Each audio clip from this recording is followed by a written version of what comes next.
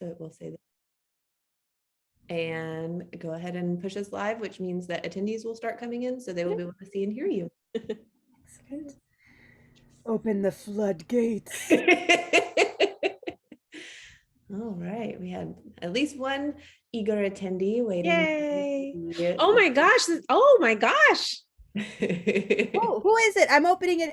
That's Ashley Blooms. And oh wow, this is amazing. Oh, Ali Trotta.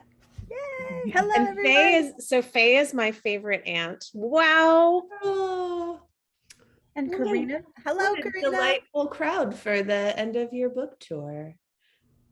We're the last stop, right? I remember that correctly. Yes.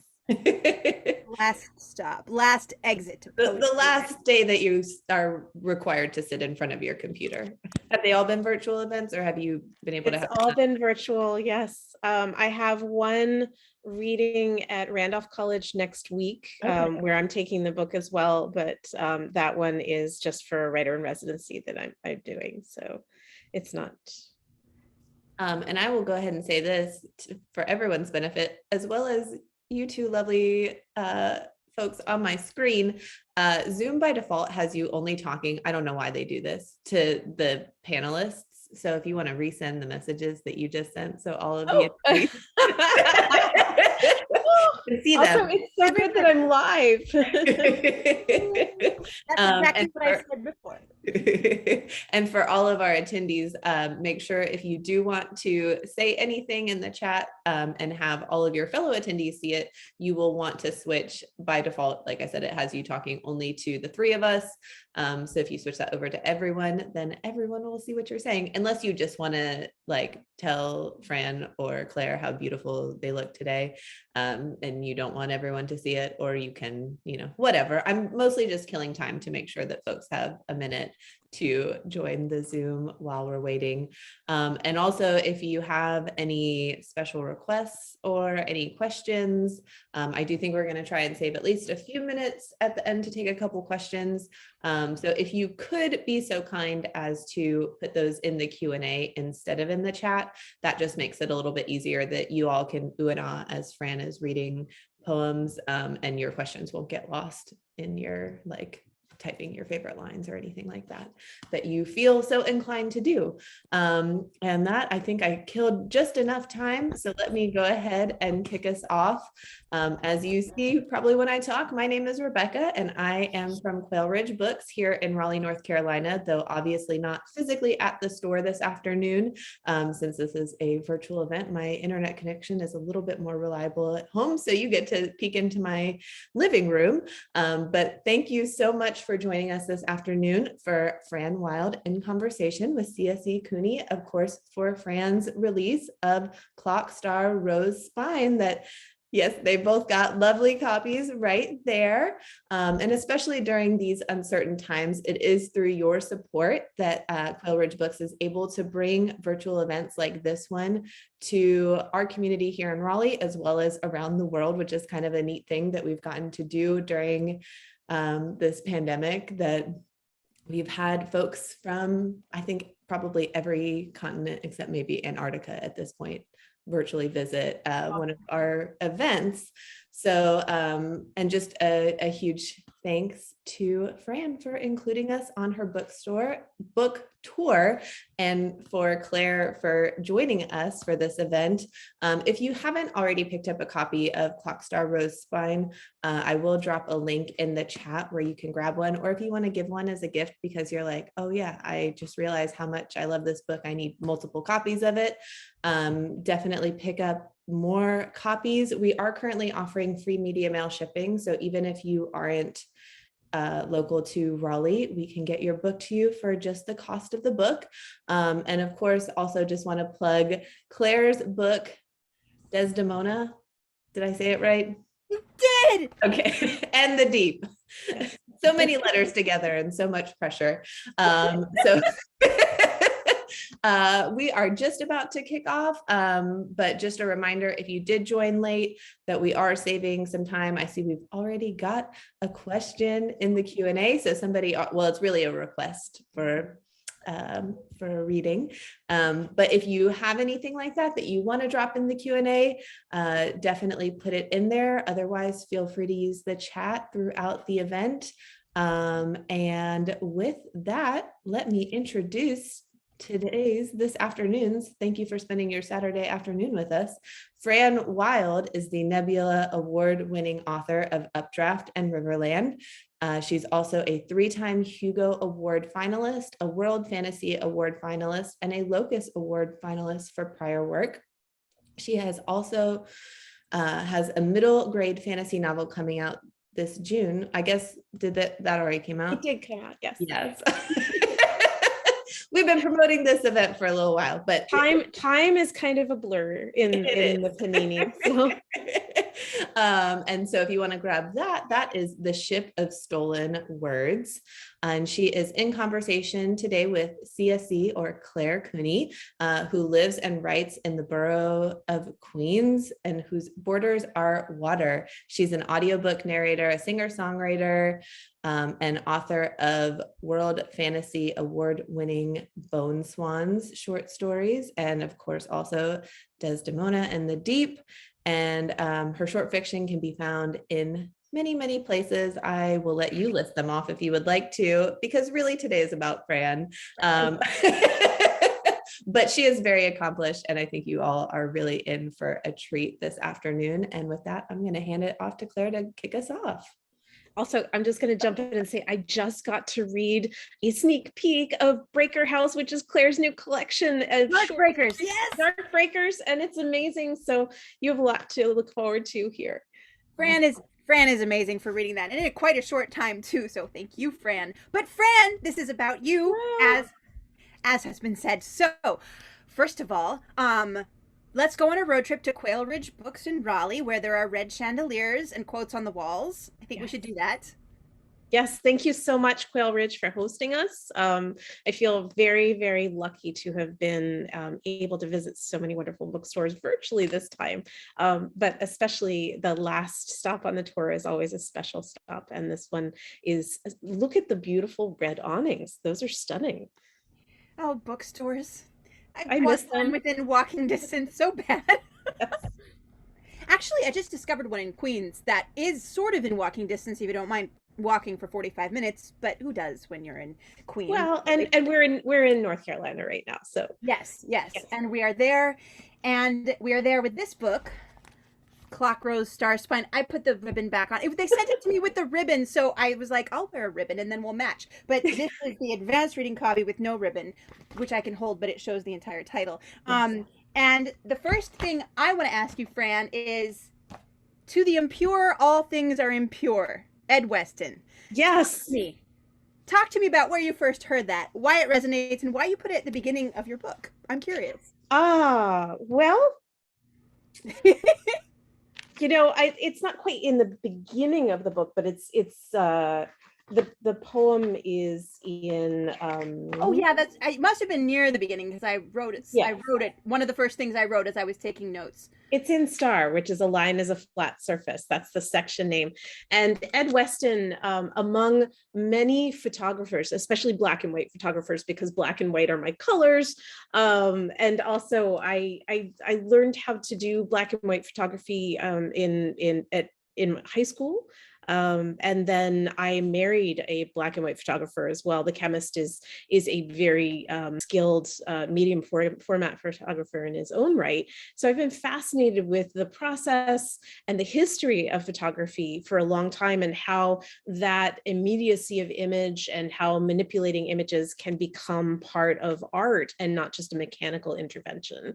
So I picked up the history of Ed Weston and some stories of Ed Weston while I was working on my manuscript in Asheville, North Carolina at Warren Wilson College, because I wanted to incorporate some studies about the curation of photography. And I wasn't really quite sure where I was going with that yet. It turned out that I was going lots of different places eventually, but it took me almost, let's say, several decades to get there. But the Ed Weston poem and that quote really struck me as sort of the idea of being human. And obviously Ed Weston never met Instagram, so he didn't, but I think it's a commentary on that too. I talk a lot about how Instagram and social media really doesn't just celebrate, it demands perfection. And poetry and imagery often celebrates the human and celebrates the flaw as much as it celebrates the beauty of things. And really, that's where we connect quite often, is in the spaces between perfections. So Weston's study of the shells and the peppers that look like bodies and things that transform into other things in his black and white photography really fascinated me, as did his the way that he sort of handled negatives, which were glass negative prints. When he was done with them, he'd scrape the developing silver off, and put them in his windows of his house, so that there'd be like a little ghost of an image. He had his son do it to shore up his house. That's amazing. Yeah. I knew there would be a really good answer for that one. I think what happened was, as I was reading, I was like super into it, and then I was like halfway through, oh my gosh, I should start taking notes. And that's probably why, since it was the first thing I wrote, that's probably why I thought it was at the beginning, but no. But then I went back toward the end and started taking notes at the beginning. That's all right. You're going to get all kinds of questions out That's of here. okay. It's so the story is in a section that deals mostly with art making and curation and Star sewing and photography, which is Star. Yes. Well, since you just said that, now can you take us through each section and tell us how, because that was another question I was going to have, was how did you curate this? Like, first of all, how old is the oldest poem in the collection? How new is the newest? How did you decide which ones to include in the collection? Well, those are a lot of questions, but maybe take us through it and it will come up. So there are a couple different things happening. The big divisions in the collection came about in a number of ways, but the idea of the compass and the compass rose and directional symbols has always been something very important for me. The north, south, east, west. I have a tattoo that is similar. I tend to do my wayfinding by terms of old objects like sextants and compasses. And I wrote a poem for a mutual friend of ours who ended up helping me edit the first pass of this collection, Julia Rios. She asked me to do some writing on images one summer when we were trying to figure out what we wanted to do as projects. And that ended up being Clock Star Rose Spine, the first poem in the collection, which is about poetry. It's about wayfinding. It's about finding who you are. It's about relationships, and it's about water and nature as well. And that gave us, and me especially, but also Julia was kind of pushing me, saying, didn't you notice that you did this thing, a way to divide the collection into 4 sections. And the sections then became both commentary on what navigational tools are and what tables of contents. Amal El-Matar and I discussed how tables of contents are kind of maps, but they're also compass roses in that they contain other information in different directions to point. So the first section is clock, which is something that a compass is. It's just a directional clock. It also looks like a star in many different drawings of compass roses. There are these directional points that tend to both rose flower, which is the next section, as well as star. And the idea of a flat surface, we perceive stars visually as flat. They're painted as flat, but that's very much not true. Reminded me of just how art and even fabric construction can be sculptural and 3-dimensional, even though we see it as 1-dimensional quite often. Rose is the number of words for rose in the Oxford English Dictionary is as numerous as the directional points on a compass can possibly be if you fractal it down. And just the idea of this beautiful surface of a compass pointing in many, many different directions is kind of pulling us onto the water, drawing us down into the water.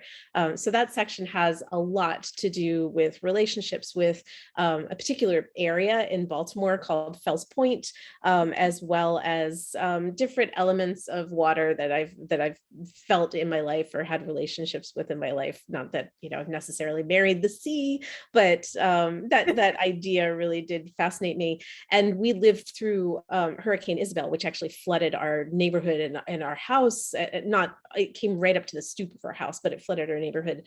And that was a pretty resonant moment in my life. So I wanted to reflect on that and also use it to invoke the mythical, because I think the water does invoke mythology in a way that nothing else really does, for me anyway. The last section is called Spine. And if we often view compass roses as a flat thing that you look at and you look at to spin, but a compass is actually a full three-dimensional, goes through the earth, very tall spine of information that tells us which direction to turn in. And even the space station has, nautical north, south, east, and west positioning, because that's how we orient ourselves. We also orient up, down, and side to side. And I just thought, that's a really interesting thing to remind yourself of, is that we have this spine of direction. It's also a way for me to talk about disability and different aspects of, what is supposed to be straight, but it isn't. That idea of a straight line is a godless line, which isn't a quote in the book, but it's a quote from an artist named Hundertwasser, who was an architect in Europe and then went down to New Zealand and designed things as well. And all of his designs are very whimsical. I think you would actually like them very much, Claire. Straight line is a godless line. Yes. And was he a proponent of godlessness, do you think? No, he was, I will look him up for you and give you the details, but the first building that I was ever in of his was Kirche in Austria. A friend took me, and the roof was made of grass and the floor kind of undulated like water, and there were just big colors and wild things everywhere. And he designed public housing in Vienna that was meant to be beautiful and bring nature inside. So there were trees growing inside and outside, and all of the floors again rippled, and just really stunning kind of mosaic work all the time, but it's super colorful. I would like to research him. You are correct. A straight line is a godless line. Okay, well, I wish we had this conversation almost before I read the book, because then I would have known even more going in, and that would have been really delicious too. But that's okay. I can read it again after this interview. I asked Carlos too some questions that he would like to ask you as well. Okay. And but first, before we go into the next question, why don't you read? I chose poems from each section. Now, also, audience, if you love particular poems, we have a request for Lello. But if there are particular poems in Clockstar Rose Spine you are interested in Fran reading, that can go in the Q&A. But I particularly would like Fran to read "You Are 2.3 Miles from Your Destination," because I love it. Yeah. All right. So this is from the first section, Clock, and it is a directional poem in lots of different ways. I tend to explore mythology in both my fiction and in my poetry, and how the mythological interacts with the modern is something that fascinates me very much. How do muses work in the modern era? And for this one, it just so happened I woke up one morning and thought, I'm going to retell the story of Orpheus and Eurydice entirely in GPS directions. And so that's what I did, but I also used Google Maps to map the whole thing. And I have that laid out, and which is why it's in meters instead of in stellis, because that GPS doesn't do stellis. So if everybody is familiar with Orpheus and Eurydice, guy goes on a date to find his girlfriend, turns around too fast, loses girlfriend. It's sort of a boy meets girl, but not so great in the meeting, getting girl. It's more of a boy loses girl sort of story.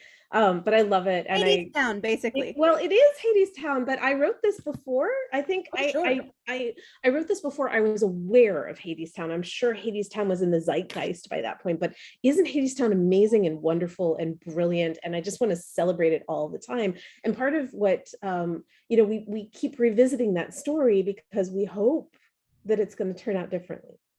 And I think that's a really, really important, that's a line from the song. I didn't make it up, but it's also just a really important thing to remember about romance and about poetry and about life, is that we get more chances to try and do things over, but also there are some things that are set.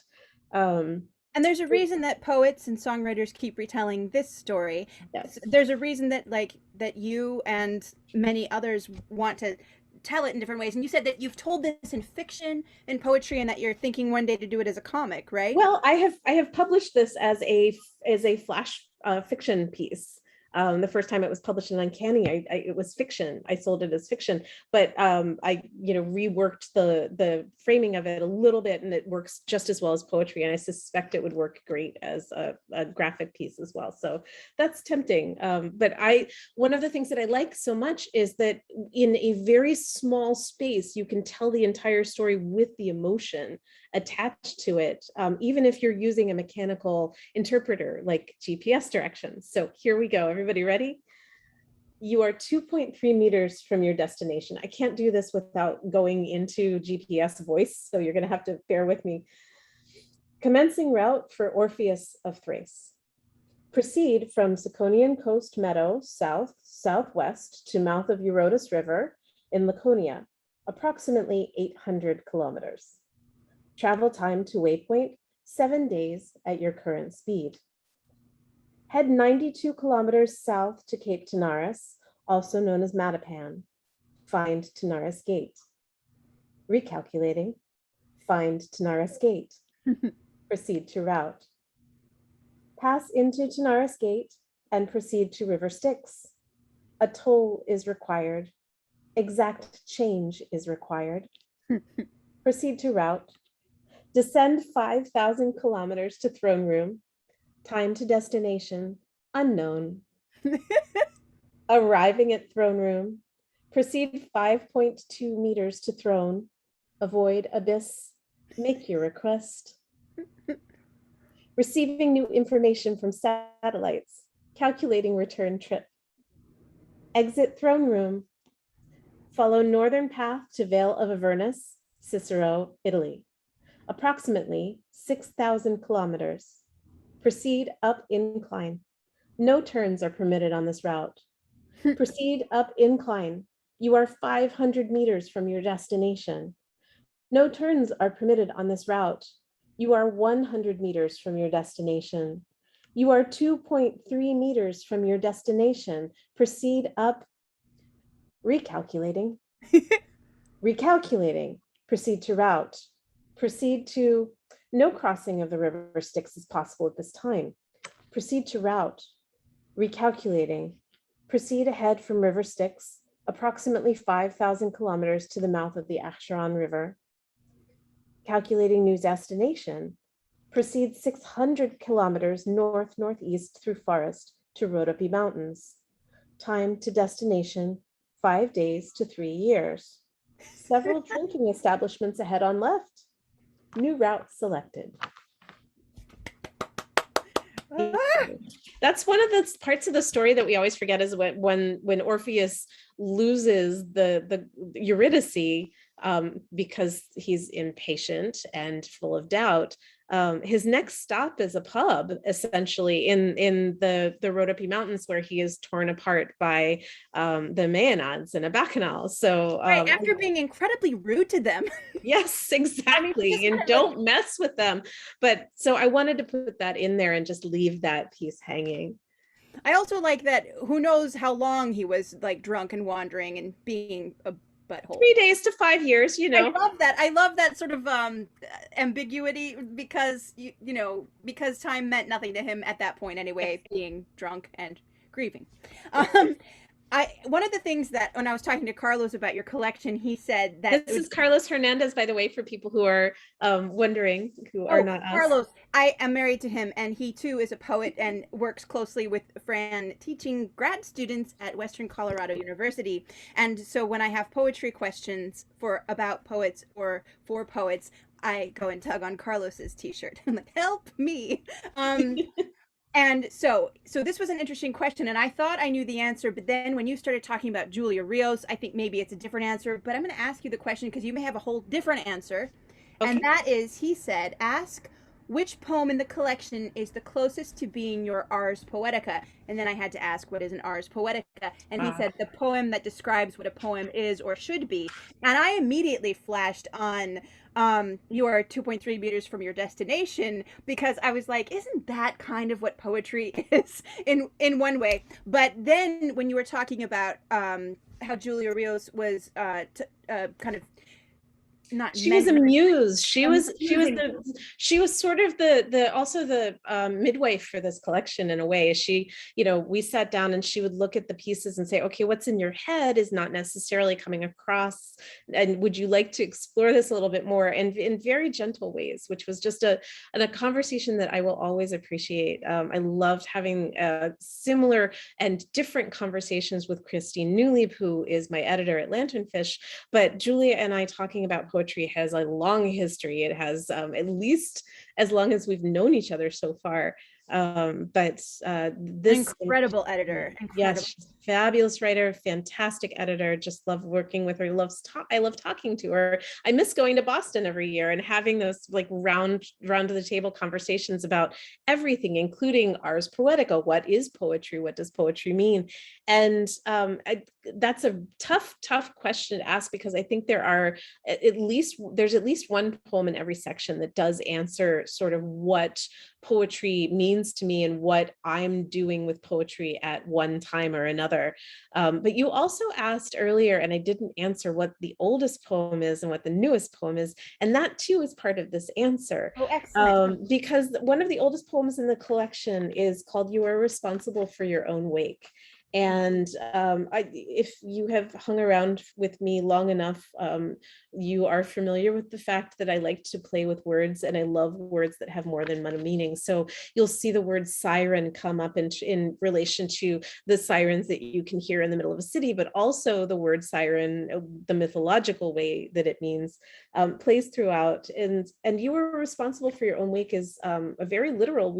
I was walking along the pier, and there's a sign in Baltimore in the Inner Harbor that says, "You are responsible for your own wake." And I thought, how fascinating is that you are not just present, but the what you leave behind you is part of your responsibility as well. And that translates also into verse. So that's one poem, and it's one of the earliest poems included in the collection, alongside the Ed Weston poem, actually, which is really, it's called Window. And that's not so much an Ars Poetica poem as it is an Ars art poem. I think also Clockstar Rose Spine, because it does invoke, it's that poem in particular is trying on different form poems and trying to figure out what it wants to be. And it says, this could be a sestina, this could be an aubade, this could be a villanelle. And at the end it says, nope, I'm just going to do this poetry thing the way that I want to, in free verse, but with the rhythmic repetition that I tend towards anyway, even in my fiction. And see, that's what I thought you were going to say. I was like, oh, that's the answer. But of course, you have a nuanced and complex answer, which I really appreciate. I think the other one is that all the self-portraits taken together, there are self-portraits in each section. And I was writing those in 2018. They're not the newest necessarily, but them and maps also are just about finding yourself in the world and finding your direction, which I think poetry is really lends itself to reading others' poetry as well as writing your own. That placing of words upon the page and working with white space and meter and repetition and recursion is a way to self-orient and reorient as well. I love that. You answered a little bit of this with Siren. Yes. So one of the many extraordinary things about this collection is the illustrations that go with it, and the funny thing is, I just realized as I'm looking at this, is it different in here? No, it's not.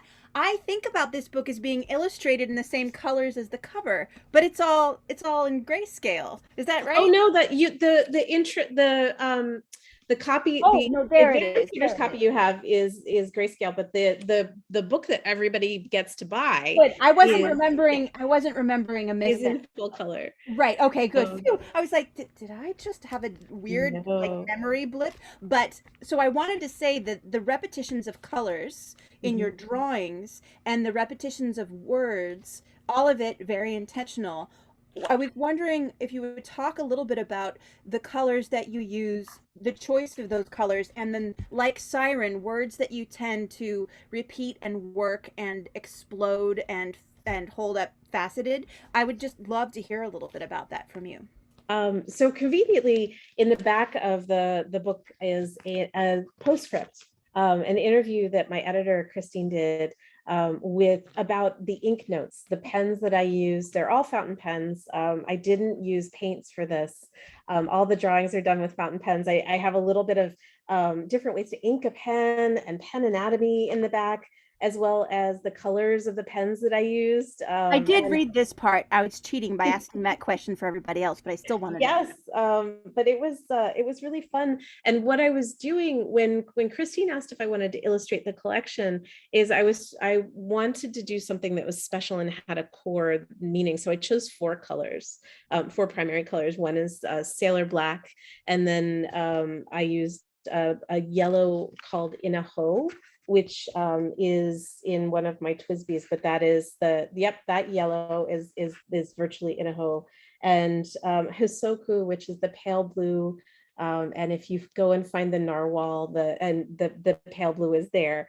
And then the last is OS Nitrogen, which is Origin Studios Nitrogen, and it's a duochrome that if you get it wet, it changes and does purples and blues. So I'm kind of cheating and having more colors in there. That's awesome. But for the most part, those are the main colors of all the illustrations as well. And that's the narwhal. The narwhal, it comes along with me to most of my projects, but that was part of a Kickstarter that I did a couple years ago. That is the Despair Narwhal. And I like him very much. The So despair ball. those are the colors, and those are kind of my colors. I have been exploring other colors as I explore different aspects of painting and storytelling, but I will always come home to Hisoko blue and the OS nitrogen color, and I love drawing in black. Black ink with just one color added to it really does do amazing things. And I think that the divider for spine is on the inside, it's the cover, but then they colorized it, but the divider for spine is actually the Inaho color and then the black for the tree. And I just love that. Because this is, so I think one of the things that I keep coming back to is the way that mechanical items help us interpret art and life and the world. So a compass, for instance, an orrery is another that is, and this is meant to be an interpretation of an orrery. It is an assembly of planets in motion. And the earliest one that I have seen is called the Rittenhouse Orrery. And it was originally created for a family in Philadelphia, and then taken away at one point. I think it was absconded by the British in one of the battles. And now it lives at Princeton. And it's just this ancient orrery. I love them so much. So I do explore, maybe not words necessarily, although there are definitely words that repeat for me, but the idea of form and function and how that allows us to interpret the world. So the self-portraits, again, are all kind of modified sonnets. Some of them behave more sonnety than others, but the idea was to use sonnets to see things in different ways and reflect in different ways. On the self-portrait note, would you please read for us Self-Portrait with Frida Kahlo? I sure will. It wasn't that a good segue of mine. Yes. So Self-Portrait with Frida Kahlo is in the second section, and a lot of these have to do with art. And in particular, I love going to museums and just thinking, but also watching people watch the art is fascinating to me. And Frida Kahlo in particular because much like the poet Marianne Moore, Frida Kahlo at one point had tremendous amounts of back surgery and was in a back brace, and so was I. And so I understand the physicality of some of the constraints that she was under. I just found out, I don't know if you knew this, but I was visiting Marianne Moore's office that is in the Rosenbach Museum here. They have the whole office, they just moved. And wow. We were talking about all the objects in the office, and I looked up and I said, that's an odd trapeze on the door. What is that? And they said, oh, she used to hang upside down from it because she had scoliosis, and that was the cure at the time. And I thought, that is so unusual. Of course, Frida Kahlo's back injury was a car accident, but she was in tremendous pain from that for years, and had to learn to teach herself how to paint again at one point. And she brought herself and the imagery of herself, both as an artist and as a person in pain, into her art. And I really felt like that was an amazing thing to do. She also used reflection a lot, and as a way to create connections with people. So the piece of art that I'm referencing here, which is Fulan Chang and I, from 1937, it's an assemblage because it has a portrait of her with one of her pet monkeys, but then it also, in a matching frame, comes with a mirror. And she gave the framed mirror to a friend so that she could look out at her friend looking back in when the friend bought the picture. So I always thought that was just an amazing way to think about art as artists looking out while you're looking in, which is something that I think poetry also does. So Self-Portrait with Frida Kahlo, alongside Fulan Chang and I, 1937, assembled after 1939. And this hangs in the MoMA in New York. If you, with this mirror, frame me, affix me on a wall to look over you, to witness your pain, to weigh knife glint and scar like a doctor, would you also, pretty thought, see mine? Does a body earn its place beside you in your life's work, stilled while the mirror's face shifts and, to be honest, is too short to show more than eyes and a hairline, a few small scars? My cane is out of view, my braces hide under fabric and time. And I'm so good at concealing everything while you rend yourself with paint, frame yourself with hard edges. I would slip from this gallery like water until there is only silvered glass trapped in a rigid frame. Time ties you immortal to canvas and paint. I exit the mirror, a whisper, a faint. I love it. And I love it. And I didn't know the backstory about the mirror because all I could see when I read it was I saw like as if you were looking in a mirror and a portrait by Frida Kahlo were behind you, and that you were sharing a frame with the piece of art and with the artist. That's kind of like how I was picturing it, but of course there's so much more. Like we shall go see the painting at some point. I will come up and we will go see the painting. I would love that. And that piece had those, so it had glass, fabric, water, those things that come up again and again. The glass you use in lots of different ways. I mean, reflections and the actual glass in photography, the glass plates. It's so marvelous. And you already answered my question about it before I asked it, but that's fine because I like doing things backwards. Like I like reading book series out of orders. I don't know. I get a kick out of trying to fill in all the blank spots and then seeing where I was right and wrong. So in that same, in Star, the section, you have two. I love everything that has to do with the mother-daughter relationship, or there's generation relationships. They're very difficult and interesting and emotionally like really honest. And they often have to do with garments and sewing. And there's one that's very explicitly explains why. Comet Garment and My Daughter Takes Up Sewing are two of those. And what was my note say?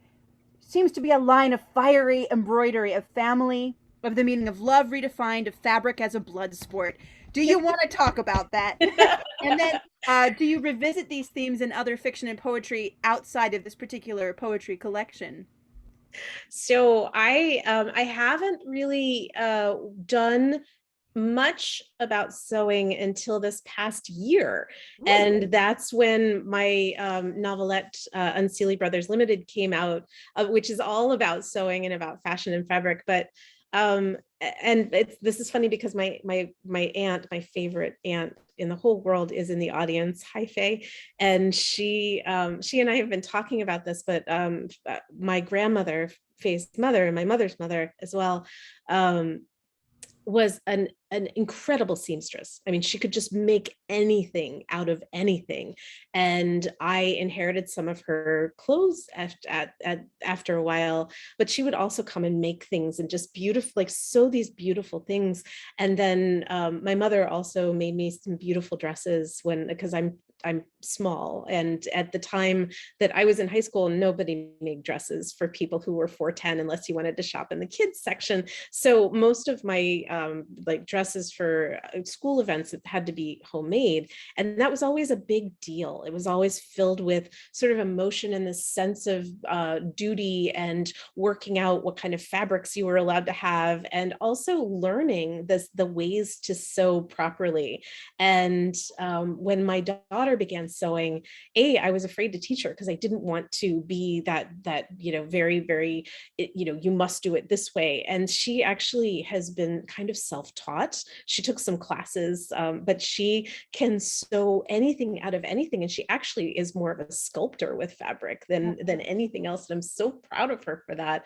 What was really freeing, I had this vision for the Nebula Awards a couple of years ago that I wanted a dress made out of this fabric that I had found, or someone I think had found for me on Spoonflower, which is this beautiful place where you can find anything at all. Someone had found fabric that had narwhals and unicorns and pirate ships on it and rocket ships. And I thought, I want a gown made out of that to wear to the Nebulas, because it was when Riverland was nominated. And I thought, oh, this would be really fun. And then the whole pandemic thing happened and our dreams were kind of shifted left. And out of frustration and an immense amount of available time, suddenly I ordered the fabric and I cut it out on the bed, which is like a thing one should never do according to certain places. But I made a pattern, sort of sketched a pattern out and figured out how I wanted to do it without having any of the ways that I had been taught. And I made this gown for myself to wear to the Nebulas. And I thought, well, if nothing else, I have had a blast doing this. I designed my own dress, which actually is pieces. So it's a top and a skirt, and then I made pajama pants too. So it's many different things. Do you remember you making a mask too? Oh yeah, I made lots, because I had lots of extra fabric. I made masks and I auctioned a couple of them off, and I made a mask and a scrub cap for our friend Danielle, who is a surgeon in New York, because she was going through a lot at the time. And I had so much fun sewing. And then when I was done, I was like, okay, that's fine. I'm done now. And I put it all away. And so for me, it's an interaction that means family, and with all of the meanings to that. But it's also a discussion about craft and art and the work that is typically now assigned to women, as far as the production of clothing and other things. The design of clothing is such a fascinating thing to me as well. So I was really playing with that. And then of course it all kind of came out again in Unseelie Brothers, because that's all about fashion, but it's also about fashion in New York and class warfare and all sorts of social society warfare. So that theme is building. And I have been enjoying it a lot. Yes. I love it. And the comic garment my daughter takes up sewing, I feel, is in conversation with, in the third section, Rose, there's a poem called Wishboat. Yes. That it's just, I remember just feeling so loving, like landed, I've written poems for my mother, and I love the idea of a poet mother writing for her daughter, and like that conversation, again, through generations, and like what you were taught is not necessarily what you want to teach. and how you let yourself be taught by what comes after.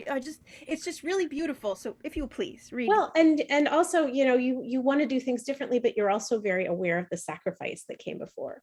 Yeah. And you want to acknowledge that. You don't want to just, wave it off, because there was a lot of, my mother just did so much work and went, time and time again back to this well of creativity to do things, but it was in a slightly different way than I'm comfortable with. So I wanted to acknowledge that and pass on whatever I could to my daughter. Wishboat's interesting because this is something that she made for me. And I can remember very clearly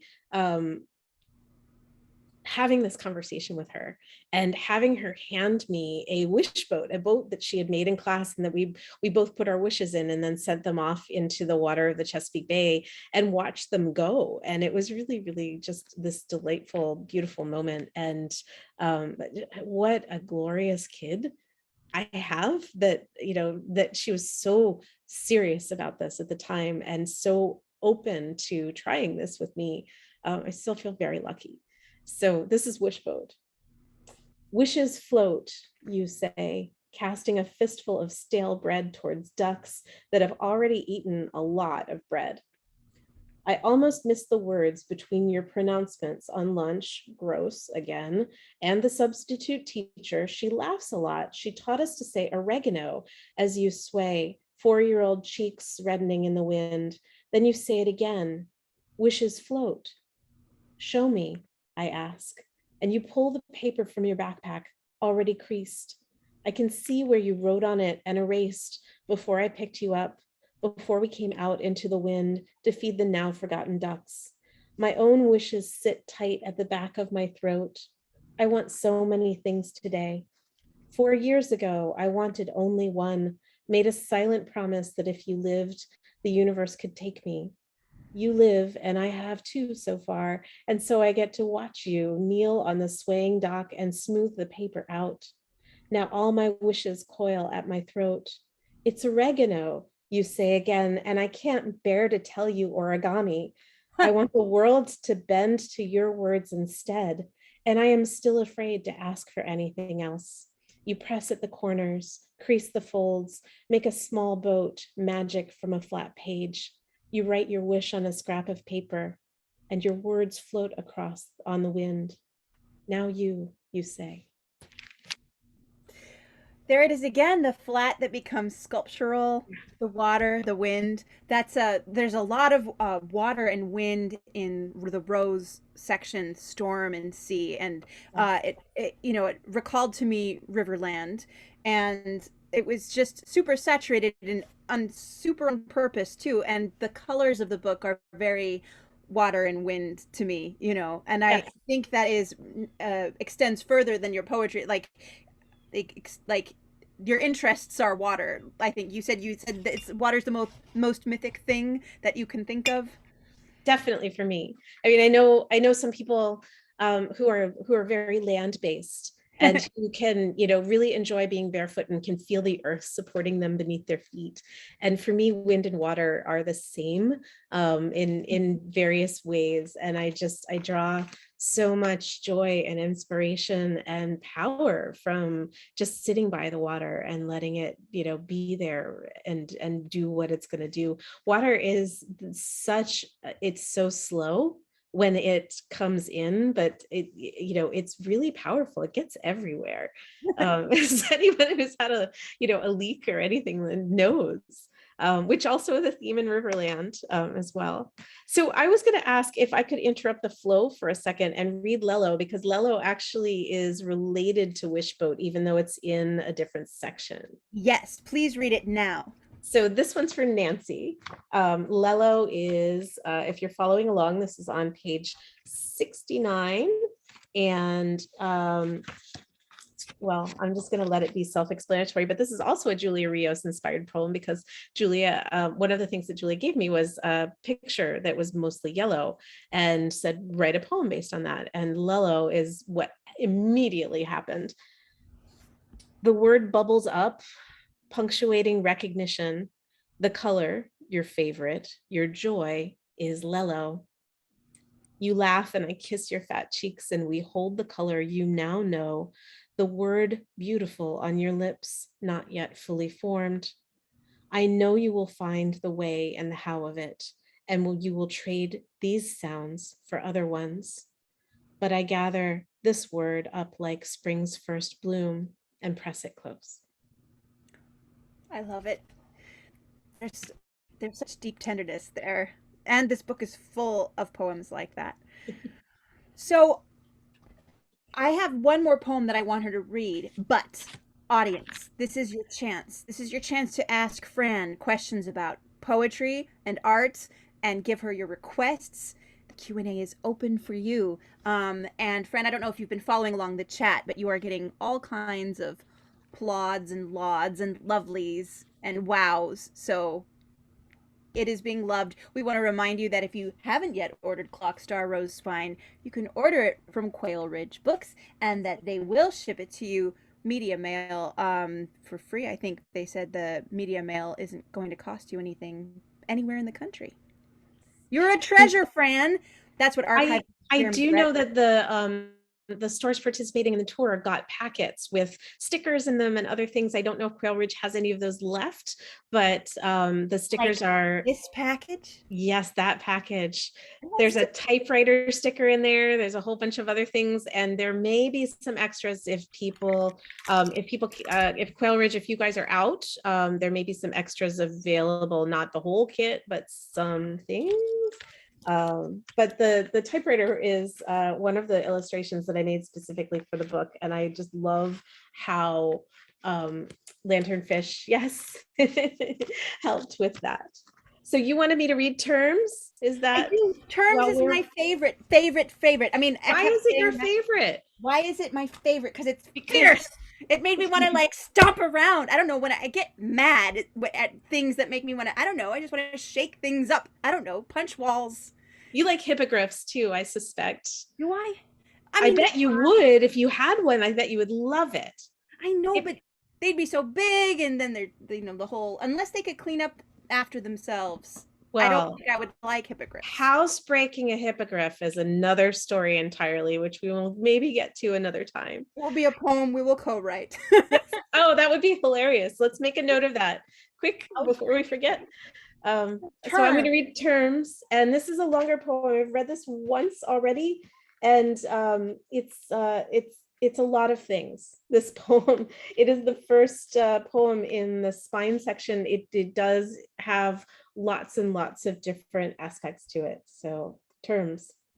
This contract sets out how I, a mouse, a hippocamp, a needle, will occupy certain places, the walls and air, the windows, so that you will no longer be surprised.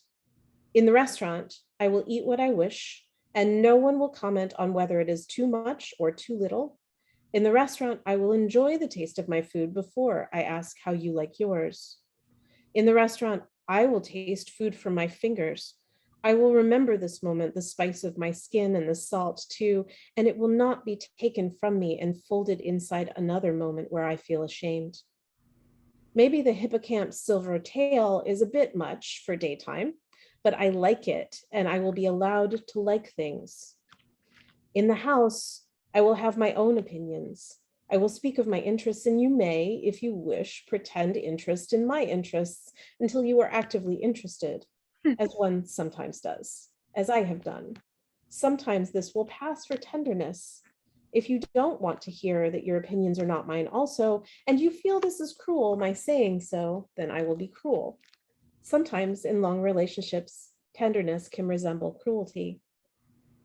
In the doctor's office, I will describe my symptoms to a stranger, and they will listen and hear me, for those are two different actions.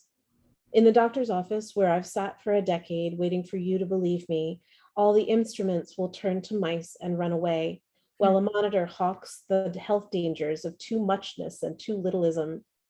There is nowhere to escape being told what we should be for other people. My teeth will shred the broadcast, cable and screen.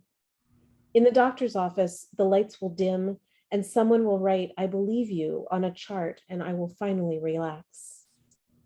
In this contract, I will speak and you will hear me, even if I whisper. These are my terms for continuing. I will pass through rooms and streets like a mouse or a needle or a water horse if I choose.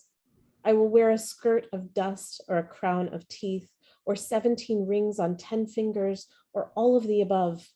If you have questions, you can ask, but I do not have to answer. You will see me. You will be as present for me as I am for you. In the museum, I will look at a painting. The frame of the painting won't match the swirl of pigment it traps. I will see a flick of silver tail, and the artist, her shadow will creep around the edges of the frame, prying it loose. I might follow the artist into the painting. I might not.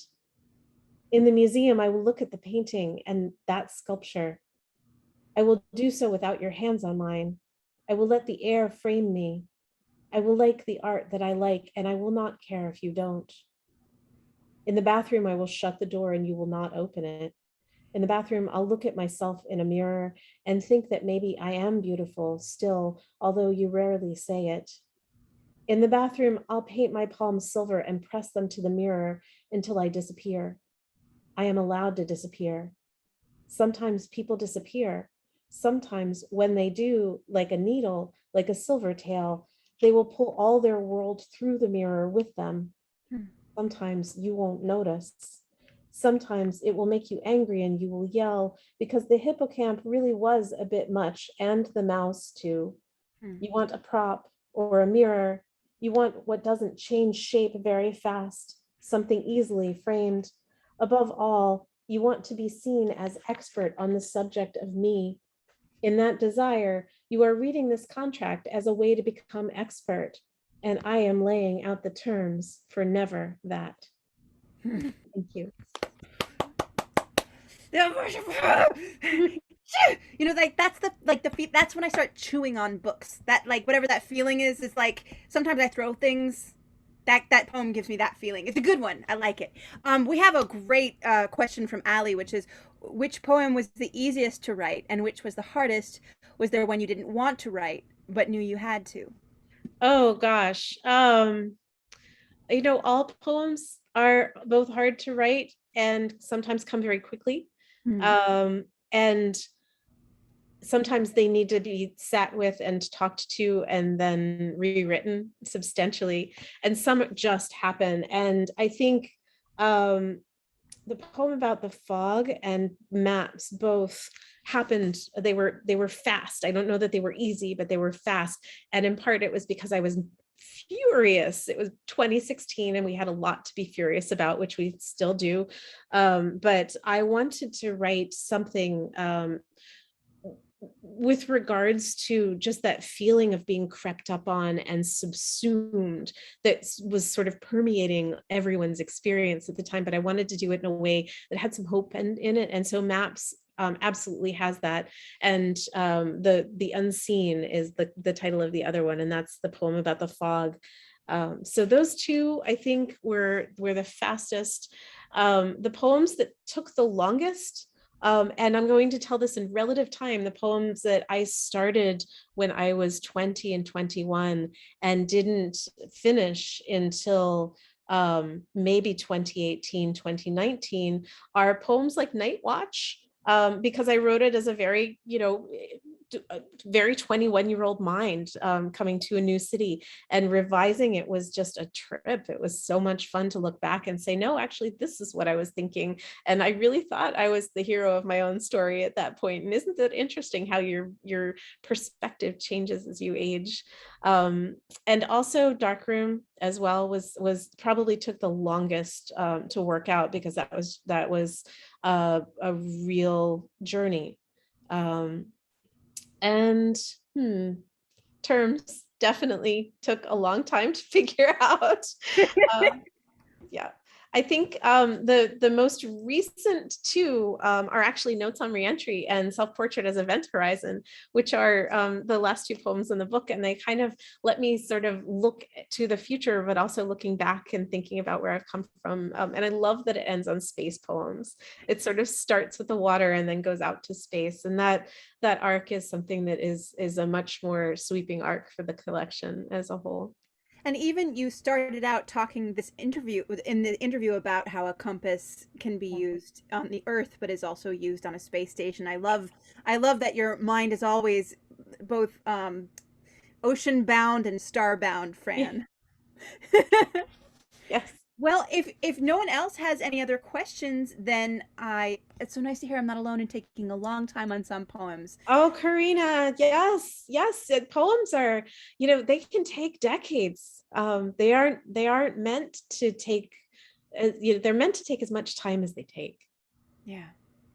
That's very heartening, actually. We have a lot of poets in the audience, actually. If Yes. you are a poet, or you have written poetry, or you're thinking about writing poetry, can you wave into the chat? Because I would love to see you. Like, Karina, your poems are beautiful. Allie, yours too. There are just so many. I see lots and lots of hands. Sally Kindred is Hi, Sally. Awesome. Wonderful. This is so great. So poets, please meet each other and connect. And Amber, yes, you too. write poetry again, Amber. And Ashley, I know that you have a very poetic mind, and you've put it to wonderful use. Ashley Bloom's first volume came out a year ago, and your book's coming out soon too. I'm talking to people in the chat like they're here, but your next book is coming out soon. Yes. Oh, yay. Oh, that's perfect.